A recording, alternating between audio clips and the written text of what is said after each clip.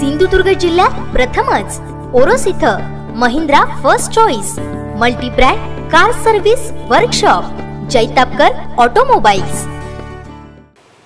सावंतवाडीतल्या श्री पंचम खेमराज महाविद्यालयात मुंबई विद्यापीठाचा विद्यार्थी संवाद कार्यक्रम संपन्न झाला। यामध्ये मुंबई विद्यापीठाचे कुलगुरू डॉक्टर सुहास पेडणेकर यांनी विद्यार्थ्यांशी मुक्तपणे संवाद साधला। जैतापकर बिल्डर्स अँड डेव्हलपर्स 20 वर्षांपासून गृहस्वप्न साकार करणारं एक नातं विश्वासाचं। सावंतवाडी इथं श्री पंचम खेमराज महाविद्यालयात मुंबई विद्यापीठाच्या विद्यार्थी संवाद कार्यक्रमाचं आयोजन करण्यात आलं होतं। या कार्यक्रमाचं उद्घाटन विद्यापीठाचे कुलगुरू डॉक्टर सुहास पेडणेकर यांच्या हस्ते करण्यात आलं। यावेळी कोकणचे भूमिपुत्र असणारे कुलगुरू सुहास पेडणेकर यांनी महाविद्यालयीन विद्यार्थ्यांशी मुक्तपणे संवाद साधला। विद्यार्थ्यांच्या समस्या जाणून घेत त्यावर चर्चा केली। प्रश्न असा आहे की माझा एक मित्र यूआयटीसी मॅथ्समध्ये अल्जेब्राचा पेपर त्याचा अटेम्प्ट होता 56 आणि त्याला मिळाले 17 मार्क। मग तो फेलच झाला आणि मग ते रिचेकिंगला पेपर दिला आणि रिचेकिंगमध्ये त्याचे मार्क 48 झाले। मग तुम्ही पहिल्या वेळी जेव्हा असेस करता पेपर मग त्यावेळी तुम्ही काय फक्त फ्रंट पेजच चेक करता की कसं काय ते गणित मला कळलेलं नाही।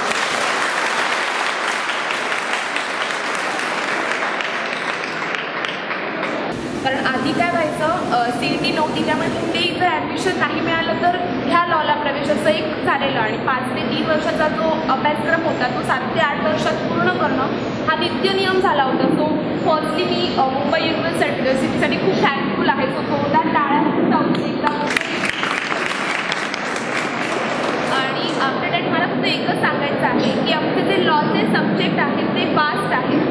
म्हणजे त्यात बघितलं तर BLSLLB आमचा जो 3rd इयरला 6th स्टेपला जे आहेत हे जे 4 सब्जेक्ट आहेत ते खूप वास्ट आहेत। सो जर ते 2 पार्टमध्ये डिवाइड केले तर ते आम्हाला म्हणजे आम्हा सर्वच लॉ स्टुडंटना खूप फायदेशीर ठरेल। कारण हे जे म्हणजे IPC, कॉन्स्टिट्यूशन, फॅमिली लॉ आणि एन्व्हायरमेंटल लॉ हे 4ही सब्जेक्ट वास्ट आहेत। सो जर ते 2 पार्टमध्ये जर डिवाइड केले तर ते खूप चांगलं होईल। म्हणजे फक्त 6 सेमच पडत नाही आहे मी पुढचे जे 3rd इयरपासून जे सब्जेक्ट चालू होतात ते सर्वच वास्ट झाले।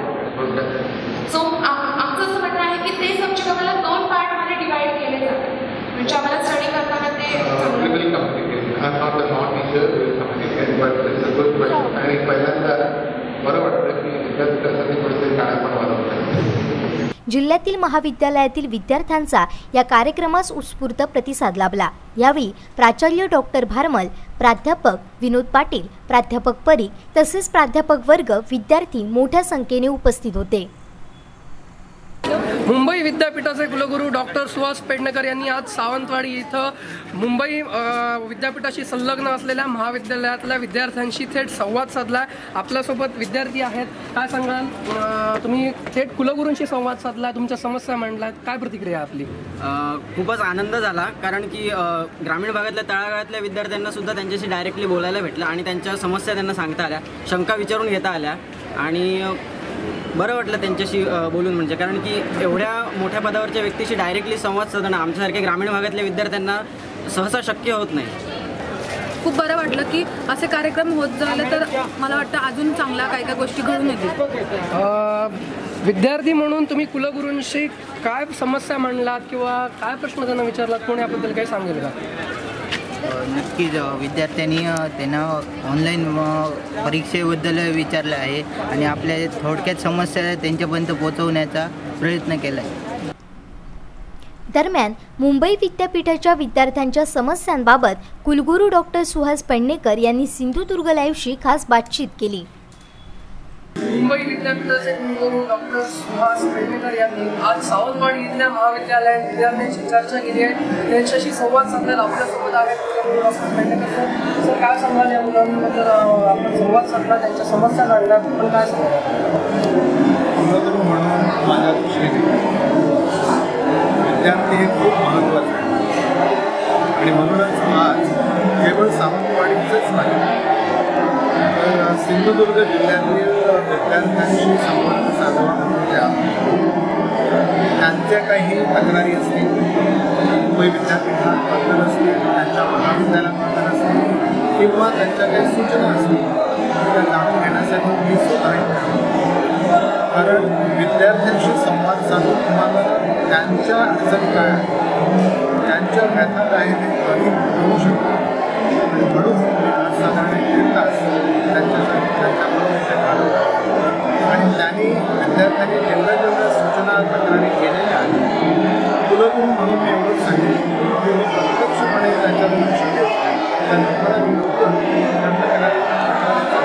कसं करता येईल, तुम्हाला अधिक चांगल्या सुविधा कशा देता येईल आणि आपला शैक्षणिक धर्म हा प्रत्येक महाविद्यालयात कसा वाढवला येईल यासाठी प्रयत्न करतो.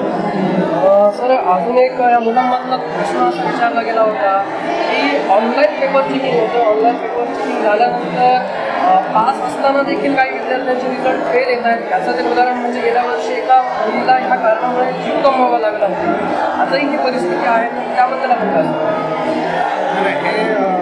हे बी आहे की एखाद्या मुलाला कमी मार्क्स मिळून रीचेकिंगमध्ये वाढले जातात. पण हे मुलांशी बोलताना तेच त्यांना सांगितलं की शिक्षकही त्यांच्या मुलाची फक्त अपेक्षा हेच आहे की ह्या अशाच चुका फार कमी भाग आहे, जेणेकरून त्याचा त्रास, त्याचा दुष्परिणाम मुलांना भोगावे लागणार नाही. त्यामुळे पेपर तपासून हे सुद्धा डोळ्यात तेल घालून करण्याची प्रक्रिया आहे आणि तपासण्याची प्रक्रिया ही एवढेच मॅन्युअल आणि मेंटेन करणं गरजेचं आहे की एकतर मुलांना इव्हॅल्युएशनला अप्लाय करायची गरजच नसणार आणि जर लागली तर तिथे मुलांचे समाधान मगाशी मुलांनी आणखीन एक प्रश्न मला असा केला होता की तो युनिव्हर्सिटीचा सिलेबस आहे, म्हणजे सेट प्रकाशन असेल, मनन प्रकाशन असेल, अशी अनेक प्रकाशनं विद्यापीठाची वापरली जातात. तर जसं 12वीपर्यंत एक प्रकाशन आणि पेपर हा जो पॅटर्न राबवला जातो तसा जर विद्यापीठाकडनं राबवला गेला तर ह्या विद्यार्थ्यांना अभ्यासासाठी किंवा परीक्षांसाठी फायदेशीर ठरेल. आपण काय सांगायला? पहिली गोष्ट या प्रकाशनाबद्दल आपण बोलला की विद्यापीठाची प्रकाशनं नाही. दुसरी गोष्ट 12वी नंतर शिकण्याची पद्धत ही वेगळी आहे, तशीच आहे अशी अपेक्षा नाही. मुलांनी अधिकार शिकायला त्यांचं शिक्षण हे केवळ त्या क्रमिक पुस्तकात सारखं नसत नाही. 12वीपर्यंत शिकणं आणि विद्यार्थी लेवल शिक्षण याच्यामध्ये फरक आहे. तर करिक्युलम हे एक गाईडलाईन्स दिलेलं आहे, पण त्याच्या पलीकडे जाऊन शिक्षकाने तसं शिकवणं हे मुलांनी शिकणं हे अपेक्षित असतं. केवळ एका कुठल्या पुस्तकावर अवलंबून राहावं अशी अपेक्षा नसते.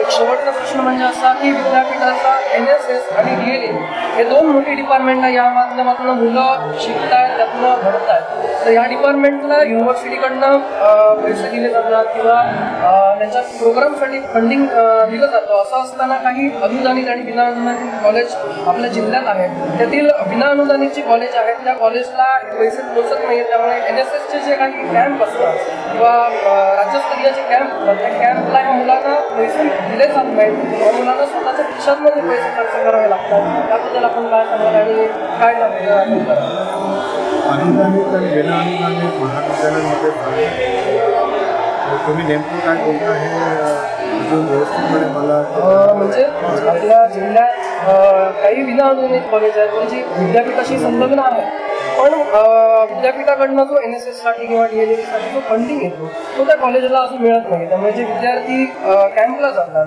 त्यांचा जो खर्च असतो जो इतर कॉलेजमधनं कॉलेज भागवतात त्या कॉलेजच्या विद्यार्थ्यांना तो मिळत नाही आहे. अशी NSSचे संचालक त्यांच्या कानामध्ये विद्यार्थ्यांकडून ही मदत सगळ्या कॉलेजेसला केली जाते. ती वेळेवर देणं बंधनकारक आहे हे त्यांना सांगू शकतो. तर हे होते मुंबई विद्यापीठाचे कुलगुरू डॉक्टर सुहास पेडणेकर यांनी कोकणातल्या महाविद्यालयीन विद्यार्थ्यांशी आज संवाद साधलाय, त्यांच्या समस्या जाणून घेतल्या.